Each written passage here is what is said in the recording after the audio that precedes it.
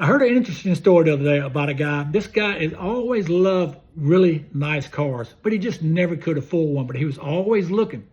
So he ran across an ad one day, and this was back before, back in the day when the Jaguars were really popular. And it said Jaguar, low mileage, only $200 in mint condition. And he said, there's no way. This has got to be too good to be true.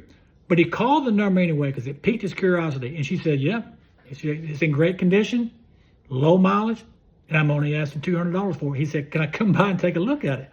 And she said, absolutely. So he gets there, sure enough, great condition.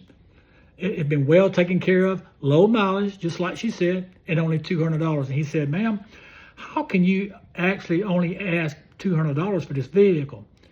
And he said, is that what you're still asking for? And she hesitated for a second. She said, you know what? I changed my mind. I'm going to let you have it for $20. And he said, $20? How can you possibly do that? And she said, well, my husband ran off with his secretary, and they live out of state now. He left his car here with me and told me just to get whatever I could get for it and send him the money.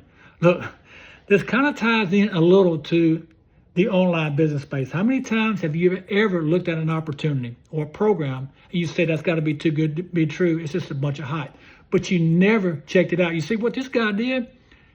He thought it was too good to be true, but what he did his due diligence. He went out and gathered the facts. He went out and he checked it out, and it actually paid off for him. So the takeaway today, just because you see a program that sounds too good to be true, and you think it's a bunch of hype, how do you really know unless you take the time to go check it out? Here's what I found out. This is something that I can always remember that I've lived by.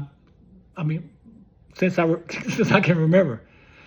An intelligent person will always gather all the facts, not some, not partial, not half truth, not what someone else says, but all the facts, and do their due diligence before they ever make a decision whether they want to do something or not do something.